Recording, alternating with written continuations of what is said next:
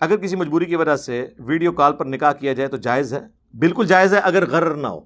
غرر یہ ہے کہ یہ دھوکہ نہ ہو کہ ویڈیو کال پہ لڑکا اور لڑکی کوئی اور دکھائے جائیں اور نکاح کسی اور کے ساتھ کرا دیا جائے۔ ہاں یہ سب سے بڑا مسئلہ ہے۔ ویڈیو کال سے کسی کو اختلاف نہیں ہے، سب کہتے ہیں جائز ہے۔ یعنی جس طرح مثلا میں آپ کو کہتا ہوں، جس طرح ہم اپنے کزنز کو جانتے ہیں، اگر کسی کا کزنز میں رشتہ ہوا ہے اور وہ باہر بھی ہے تو وہ پہچانتے ہیں کہ یار یہ لڑکی وہی ہے، یہ لڑکا بھی وہی ہے، دونوں طرف رشتہ دار بیٹھے ہوئے ہیں، وہاں تو دھوکہ نہیں ہو سکتا۔ لیکن جہاں آپ جانتے ہی کوئی نہیں ہے، ایک دوسرے کو دیکھا بھی نہیں ہوا، پتہ ہی نہیں ہے، مطلب وہ اینڈ ٹائم کے اوپر آنٹی ساتھ بھیج دے آپ کے، ہاں نکاح لڑکی سے کروایا ہو تو پیج آنٹی دے، ہاں نکاح لڑکے سے ہوا تے نال جانے انکل آ جائے لڑکی نو لینڈ، پھر کے کرو گے؟ اس غرر اور دھوکے کو بچانے کے لیے کہا جاتا ہے کہ اس کو اوائڈ کریں، ادروائز اگر غرر نہیں ہے تو کریں، وہ تو ریئل ٹائم ڈیٹا آ رہا ہے نا ادھر سے ادھر، بالکل درست ہے۔ اور بلکہ اس کی بھی ضرورت نہیں ہے، دوسرے ملکوں میں جہاں آپ کا کوئی قریبی رشتہ دار ہے آپ اسے وکیل بھی بنا سکتے ہیں۔ لڑکی کے پاس ڈائریکٹ جانا ضروری نہیں ہے، لڑکی کا اگر باپ بیٹھا ہے اور جا کے سگنیچر کروا کے لے آئے ہیں دیٹس آل کافی ہے، وہ لڑکی کا وکیل بن کے آیا ہے، چاہے دوسرے ملک میں بھی جا کے وہ نکاح کروا دے۔ تو اس میں کوئی مسئلہ نہیں ہے کہ دھوکے کو اوائڈ کرنے کے لیے لوگ کہتے ہیں کہ ویڈیو کال سے اوائڈ کریں، ادروائز ویڈیو کے ساتھ کوئی لین دین، باقی سارا کام اسی طریقے سے ہی ہو رہا ہے میرے بھائی۔ اگلے زمانوں میں نکاح رجسٹر ہوتے تھے، زبانی کلامی ہوتا تھا نا، ایجاب و قبول گواہوں کی موجودگی میں، اب ریٹن میں ہوتا ہے۔ اب کوئی مجھے اگر آگے کہے کہ جی ریٹن میں نکاح کا ریکارڈ رکھنا کیا ضروری ہے، میں کہوں گا شرعی طور پہ تو ضروری نہیں ہے، لیکن اخلاقاً یہ ضروری ہے، ورنہ قانوناً اس کی کوئی حیثیت نہیں ہوگی۔ آج کل کے دور میں یہ ضروری ہے، لیکن مولویوں نے چھپ چھپا کے دوسری تیسری شادیاں کی ہوئی ہیں، وہ رجسٹر بھی نہیں کی ہوئی۔ ہاں کیونکہ وہ رجسٹر ہو جائیں گی تو مرنے کے بعد اس بیوہ کو بھی حصہ ملے گا۔ تو یہ نکاح ہے، ان کے نکاح اعلانیہ ہوتا ہے، زنا چھپ چھپا کے ہوتا ہے۔ مجھے بتائیں جب یہ مرد مر جائے گا اور اس کے مرنے کے بعد 2-3 جو عورتیں چھوڑ کے اور اس کے بچے چھوڑ کے جو یہ مرا ہے، ان کو وراثت میں حصہ نہیں ملنا جب ان کے پاس ڈاکومنٹ ہی نہیں ہوگا کہ ہم ان کی بیوی ہیں، تو وہ قانون مجھے بتائیں لے سکتے ہیں جداد میں سے حصہ؟ تو ایسے مردوں کے ساتھ یہ عورتیں شادیاں کیوں کرتی ہیں ان مولویوں کے ساتھ؟ اور یہ مولوی زیادہ تر کرتے ہیں، یا مولوی کرتے ہیں یا پولیٹیشینز کرتے ہیں، اور اس کو رجسٹر نہیں کرواتے۔ آج کے دور میں اگر کوئی رجسٹریشن نہیں کروا رہا نا نکاح کی میرے بھائی، ایسا نکاح بھی باطل ہے، کیونکہ وہ آپ کو غرر اور دھوکے پہ مبنی ہے، چاہے اسلامی شرطیں پوری ہیں۔ لیکن چونکہ یہ معاشرے کا ایک، اس زمانے میں اگر کوئی زبان دیتا تھا نا جناب، کافر کو بھی گردن کٹتی تھی۔ جناب غزوہ خندق میں کافروں نے بھی مسلمانوں کی طرف سے لڑتے ہوئے جان دی ہے، جنہوں نے میثاق مدینہ حضور کے ساتھ کی ہوئی تھی، اتنی زبان کے پکے تھے وہ، نبی کو نبی نہیں مانتے تھے، لیکن کہتے تھے زبان دی ہے کہ اگر کل مدینے پہ حملہ ہوا تو ہم مدینے کی بات کریں گے، مرے ہیں وہ، عمر سیریز میں انہوں نے دکھایا ہے مرتے ہوئے ان کو۔ آج کل لوگوں کی زبان ہی نہیں ہے، ریٹن میں ریکارڈ ضروری ہے۔ علی بھائی کیا ڈاکومنٹس میں عمر کم لکھوانا گناہ ہے، اور کیا میں بعد میں عمر کم کروائی جا سکتی ہے؟ دیکھیں جی، اگر آپ نے کسی کو دھوکے کے طور پر یہ کام کیا ہے نا، بعض اوقات جس طرح سرکاری عمر کے لیے لمٹ ہوتی ہے 30 سال کی، آپ کی عمر تھی 32 سال، آپ نے شناختی کارڈ میں چینج کروا کے اسے 29 کروا لیا، پھر تو ظاہر ہے آپ نے کسی کا حق مارا ہے۔ ونس کسی کا آپ حق مار رہے ہوتے ہیں وہ گناہ تو ہوتا ہے۔ اگر ویسے کم لکھوائی ہوئی تھی کسی نے، اور یعنی وہ بعض اوقات اندازے سے پرانے زمانوں میں تو عمریں لکھی جاتی تھی نا، تو اس میں کوئی مسئلہ نہیں ہے، کوئی یہ گناہ والا کام نہیں ہے، ایک ڈاکومنٹ۔ لیکن یہ ہے کہ اس سے کسی کو دھوکہ دینا مقصود نہ ہو۔ کوئی شخص جو ہے وہ بعض اوقات عورتیں جو ہے وہ ان سے شادی بیاہ کے موقع پر جب رشتہ طے ہو رہا ہوتا ہے اس وقت وہ بتاتے ہیں جی 25 سال کی ہے، بعد پتہ چلتا ہے وہ 30 سال کی ہے، تو یہ دھوکہ نہ ہو۔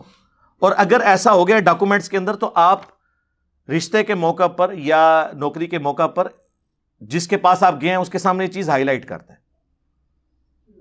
اگر آپ سمجھتے ہیں ضروری کہ یہاں پہ کسی کا حق مر رہا ہے۔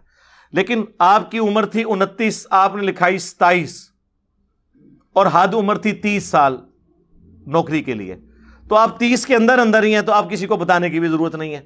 تو چینج کروا سکتے ہیں تو کروائیں، لیکن وہ بڑا مشکل کام ہے، وہ اس کے لیے آپ کو دوبارہ یونین کونسل میں جانا پڑے گا، وہاں سے وہ برتھ سرٹیفکیٹ اگر اس زمانے میں آپ کے والدین نے جمع کروایا ہوا، آج کل تو چلیں یہ ریکارڈ مینٹین ہے، زیادہ تر تو بچوں کی پیدائش جو ہے وہ ہاسپٹلز میں ہو رہی ہوتی ہے، تو اس لیے وہ ریکارڈ مینٹین رہتا ہے، پرانے زمانے میں تو صرف امیر لوگوں کے بچے ہی ہاسپٹلس میں ہوتے تھے، غریب تو بیچارے وہ دائیوں سے کام چلا رہے ہوتے تھے. اللہ کا شکر ہے اب تھوڑی سی وسعت آئی ہے، تھوڑا لوگوں کو شعور آیا ہے، اور یہ پازیٹیو چیز ہے. میں آپ کو بتاؤں، پہلے یعنی 50% تو چلیں زیادہ غلوب ہو جائے گا، 30 to 40% عورتیں ڈلیوری کے دوران شہید ہو جاتی تھی. ہاں یہ حدیث ہے سنن نسائی میں، جو 7 لوگ شہید ہیں نا، ان میں سے ایک وہ بھی ہے جو ڈلیوری کے دوران فوت ہو جائے. بخاری مسلم میں تو 5 آئے ہیں نا، طاعون کے مرض میں مرنے والا، اللہ کی راہ میں مرنے والا، آگ میں جل کے مرنے والا، پانی میں ڈوب کے مرنے والا، پیٹ درد سے مرنے والا، اس طریقے سے دیوار کے نیچے دب کے مرنے والا. سنن نسائی میں یہ بھی الفاظ ہیں کہ جو ڈلیوری کے دوران عورت مر جائے. لیکن اب دیکھیں یہ ڈیتھ ریٹس شہروں میں تو کافی کنٹرول ہو گیا کیونکہ لوگوں میں اویئرنیس آ گئی ہے، لوگ ریگولر وزٹس کرتے ہیں لیڈی ڈاکٹرز کے، اور کرنے چاہیے. اور کاموں میں پیسے ضائع نہ کریں آپ فاسٹ فوڈ کھانے میں، لیکن وائف کی صحت کے لیے اور یہ ساری چیزیں، جبکہ آج کل ہماری خوراکیں بھی اتنی خالص نہیں ہیں، اور ہمیں جو ہے وہ پرانی بوڑھیوں کی وہ نصیحتیں بھی اویلیبل نہیں ہیں. اگلے زمانوں میں تو آپ دیکھیں عورتیں کتنا خوراک کا اہتمام کرتی تھیں بچیوں کی، کہ ظاہر ہے کہ ایک پورا جسم ہل جاتا ہے اس پوری ایکٹیویٹی کے بعد. اب لوگ نہیں کرتے، اس لیے آپ دیکھتے ہیں کہ پھر کچھ عرصے بعد عورتیں پھر شادی کے بعد بیمار ہو جاتی ہیں، پھر مرتے دم تک بیمار ہی رہتی ہیں. ہاں کوئی نہ کوئی بیماری لگی رہتی ہے. علی بھائی میرا سوال یہ ہے کہ میرے انکل نے چند دن کی بچی کو گود لیا، اس کی ولدیت میں اپنا نام لکھوا دیا. غلط کیا جی میرے بھائی. اب ان کو ایک مولانا صاحب نے کہا کہ اس بچی کی ولدیت سے اپنا نام ہٹا کر اس کے باپ. بالکل صحیح کہا جی. صحیح بخاری مسلم میں حدیث ہے کہ ایسے شخص پہ جنت حرام ہے جو اپنے باپ کا نام بدل لے. اب وہ تو بچی چھوٹی، اس کو تو نہیں پتا، تو یہ آپ جہنمیوں والا کام نہیں کر سکتے. اوریجنل باپ کا نام ہی لکھیں. اور اگر بچی وہ آپ کی محرم نہیں ہے تو پھر اپنی وائف کو وہ ٹیکا لگوائیں جس سے دودھ اترے، اور وہ 2 سال کی عمر کے اندر اندر وہ بچی دودھ پی لے، کم از کم 5 دفعہ، جو صحیح مسلم میں ہے، تو پھر وہ رضائی اس کی بیٹی بن جائے گی. اگر وہ اس لینے والے مرد کی بھانجی یا بھتیجی ہے پھر کوئی ضرورت نہیں ہے، لیکن نام تو پھر بھی چینج ہوگا.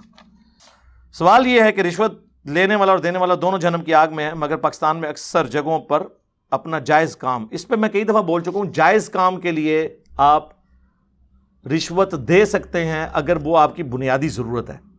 جیسے بجلی کا میٹر نہیں لگتا، اس میں صرف لینے والا گنہگار ہوگا. آپ کس کیٹیگری میں آئیں گے؟ جو قرآن میں آیا 4 جگہ کہ اگر زندگی موت کی کشمکش بن جائے، اضطراری کیفیت، تو پھر آپ مردار، سور کا گوشت، خون اور غیر اللہ کے نام پر ذبیحہ بھی کھا سکتے ہیں. حتیٰ کہ سورۃ النحل میں آیا کہ کلمات کفر بھی آپ بول سکتے ہیں اگر زندگی موت کی کشمکش بن جائے. تو آج کل کی بیسک نیڈز میں بجلی شامل ہے، اس کو آپ نکال نہیں سکتے. آپ یہ نہیں کہہ سکتے کہ جی فلانے گراج تے بجلی کوئی نہیں ہے. سرکار وہ گراواں دا مسئلہ الگ ہے، ہماری یہ بنیادی ضرورت ہے. انسان کی ڈسکوریز میں سے نمبر 1 ڈسکوری جس کے بغیر انسان کا آج کی دنیا میں گزارا نہیں ہے، وہ بجلی ہے. سارا کاروبار اس پہ چل رہا ہے، گھر میں ضرورت ہے ہماری ساری مشینری. یہ بیسک نیڈز، اس میں صرف لینے والا گنہگار ہوگا، دینے والا نہیں ہوگا. البتہ آپ نے رشوت کسی ناجائز کام کے لیے دی، کسی کا حق مار کے آپ نے نوکری لینے کی کوشش کی. ایک یہ ہے کہ آپ میرٹ پہ آگے، آپ کو نوکری صرف اس لیے نہیں مل رہی کہ آپ رشوت نہیں دے رہے، آپ سے نچلے والے کو وہ رشوت لے کر نوکری دے دیں گے، پھر آپ دے دیں. اس کی غلطی کا وبال اس پہ ہوگا.